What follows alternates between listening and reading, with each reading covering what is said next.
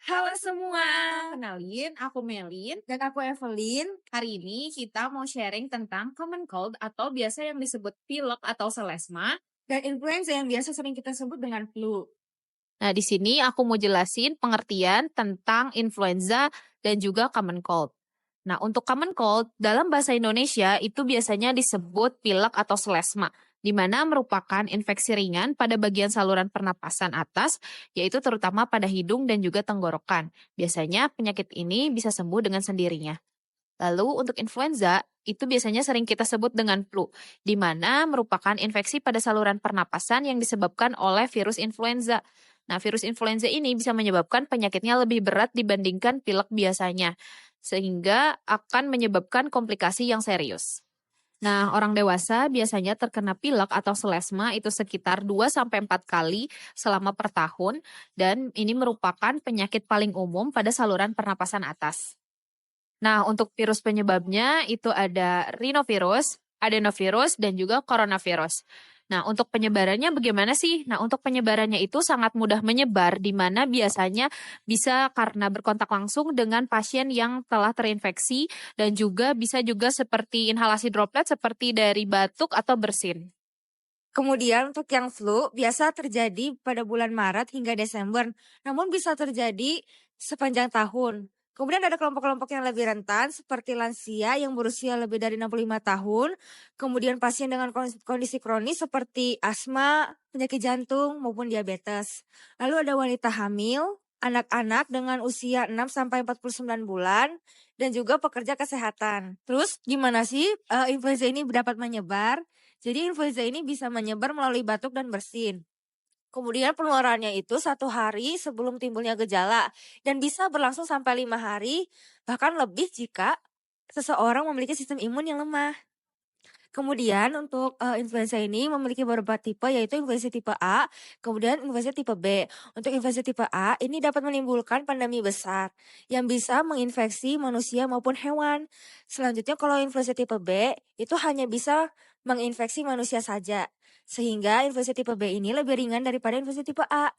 Nah, gimana sih untuk perjalanan penyakitnya? Perjalanan penyakitnya tuh dari virusnya tuh kan menyebar secara cepat dari orang yang telah terinfeksi, di mana akan masuk ke dalam rongga hidung. Dari rongga hidung itu akan merusak sel-sel yang ada di rongga hidung.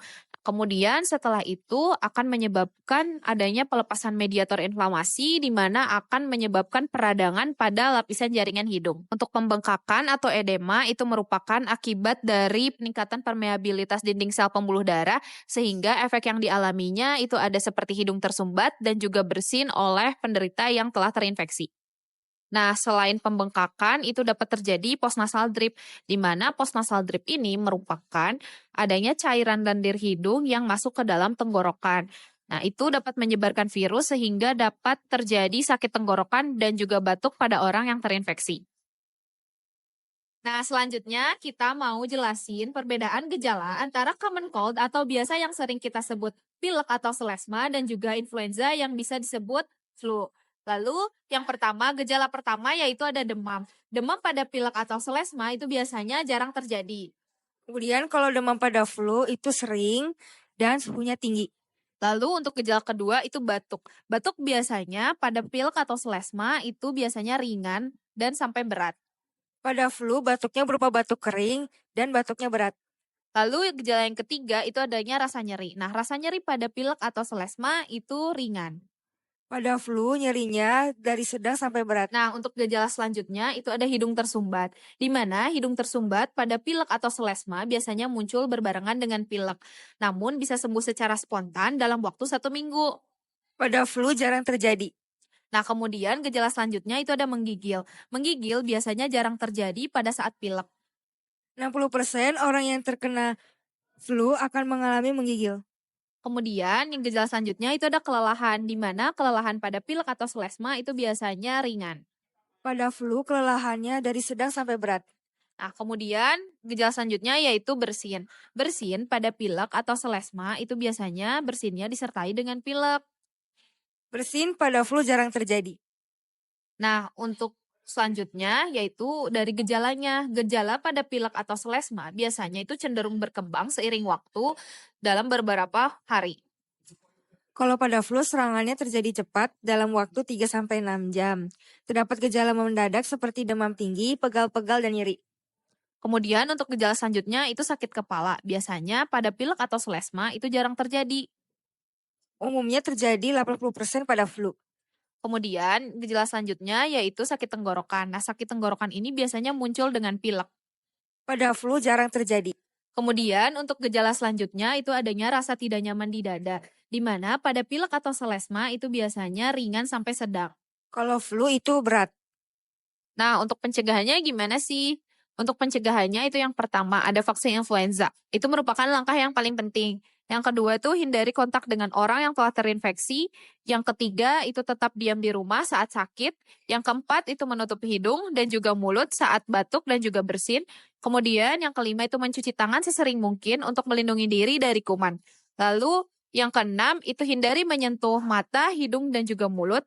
Kemudian terapkan pola hidup sehat seperti berolahraga, tidur yang cukup, kelola stres dan juga makan makanan bergizi dan juga minum air putih yang banyak. Kemudian yang terakhir itu ada meminum obat antivirus apabila telah diresepkan oleh dokter.